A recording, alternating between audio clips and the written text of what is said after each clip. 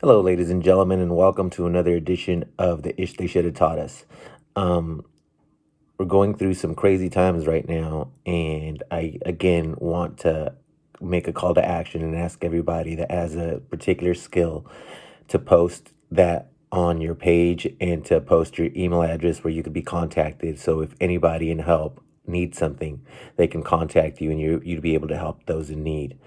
Um, I think it's a great time for us to practice our empathy and empathize with those that don't have the fortune that we do. We are in lockdown, and some of us are having a great time hanging out with their friends, hanging out with their family, what have you.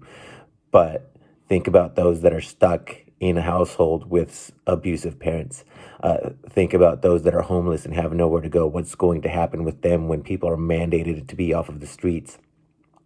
Think about people who there's those of us that are out there trying to get toilet paper, trying to get groceries and finding none, right? But there's also people in this country who don't have money in the bank to try to go get groceries, to go get those things.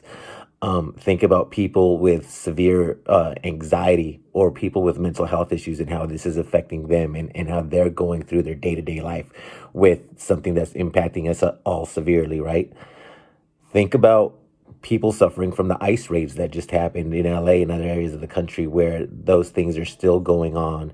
And those kids that were locked in cages before this all happened, right? Remember them? Like, what happens to them?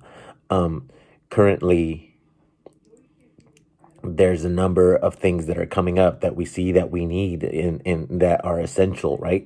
Think about the importance of schools and teachers and what it is that school does for children and how it is that this is impacting them as a whole.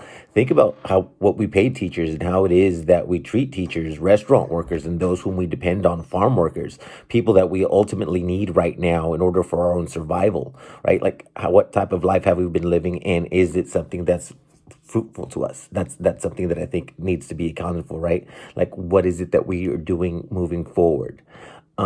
Lastly, this impending lockdown.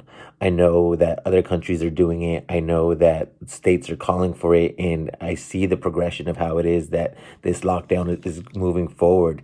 And I just have to say that, like, I don't agree with it. I don't think, and this is my personal opinion, and this is because as a studying philosophy and studying government and studying oppression, I don't believe that things have to be this drastic. I think we're going from A to Z. I think the best way to proceed would be to see who this virus is attacking and continue on with self isolation, not necessarily locking people down in their houses and not allowing them to go out, right? You know, whatever happened to flattening out the curve by like saying, understanding that this is going to affect people, it's going to happen, but having it do so at a gradual level where hospitals can still account for taking care of those people, right?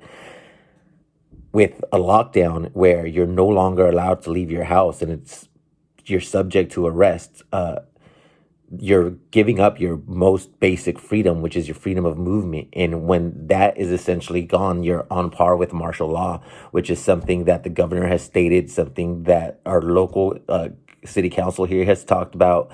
And to me, that's very serious. Like, you are giving up your freedoms. It's said that when you give up your freedom for safety, you get neither, right? Like, this is what's going on. And having studied this, it scares me, even if nothing crazy happens. But moving forward, for like the powers that we give away, right?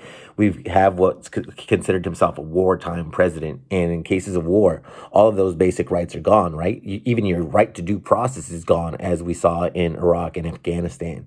So with those things gone, what do you have left? Um, I hope and pray that this is over soon and that those powers don't come into being. But I thought I'd put it out there, and I just want to remind you guys that in this time, in these times moving forward, we're all one.